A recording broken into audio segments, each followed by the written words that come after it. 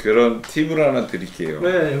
충고를 할 때 누구나 다 충고를 듣기도 하고 하기도 되잖아요. 어떻게 보면 잔소리를. 그런데 가장 근본적으로 충고를 하는 사람은 그것 때문에 되게 아 이거 혹시 상처를 주지는 않을까라는 마음을 가질 수 있어요. 하는 사람들 그러니까 되게 조심스럽게 말을 꺼내게 된다는 거지. 특히 좀 부정적인 것을 이야기를 할 때는.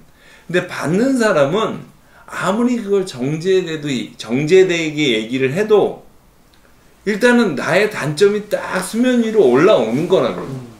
그러면 그 얘기를 듣는 순간 빈정이 99.99% 상할 수밖에 없어요. 충고라는 게 그런 측면의 충고라는 게. 그래서 팀장님이 훅 올라오신 거예요. 그렇죠. 기본적으로.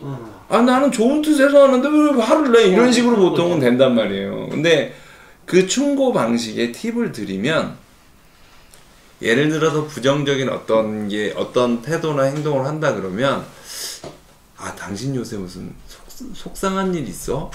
그래서 좀 많이 스트레스가 있나 봐. 당신이 그러는 사람이 아닌데 아 요즘은 조금 뭐 목소리가 약간 좀 이렇게 좀 그러네.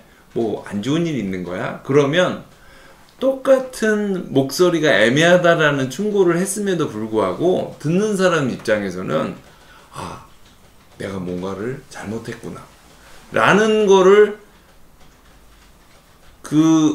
반감 없이 받아들이게 된다는 거예요. 내가 그러니까 그 충고와 비난의 차이점이 충고는 상대방으로 하여금 자기의 잘못을 생각하는 시간을 주는 게 충고고 비난은 어떤 약점을 얘기함으로써 그 사람을 열받게 하는 게 비난이야. 근데 보통은 충고라는 이름으로 비난을 하는 경우가 대부분인 거지. 그러니까 그게 사실은 대화의 방법에도 있는 거예요. 충고가 되려면 먼저 그 사람과 동의해줘야 돼요. 그 사람의 상황을 이해해주고.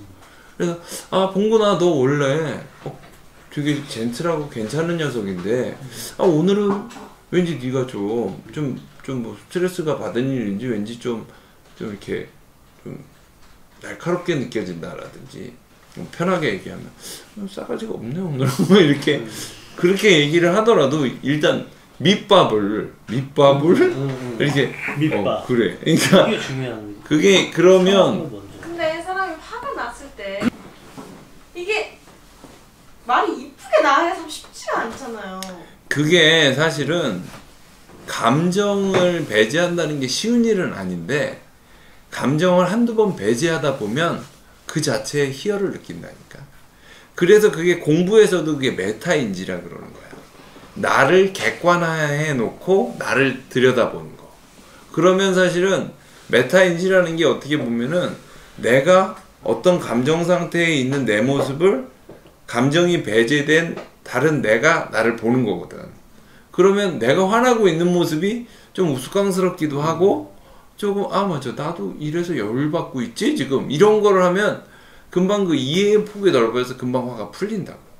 그래서 그렇게 해놓고 내가 안정된 상태에서 상대방의 입장을 이렇게 배려하고 어루만지면서 얘기를 해야 상대방도 맞아 뭐 나도 좀 오늘 사실 좀 아팠어 좀 힘들었어 그런 고백이 있고 그래 내가 뭐 그래도 그러면 안 되는데 하여튼 그런 느낌을 줬다니 아 미안해요 죄송해요 라고 상대방이 그렇게 자연스럽게 얘기가 나올 수 있단 말이에요.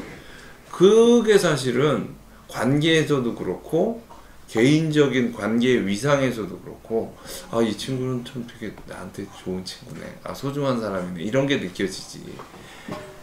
아유 말 안 해 말하나 봐 이렇게 되면 그거 근데 가족이라는 이름으로 사실은 그런 잔소리를 더 많이 하게 되잖아요.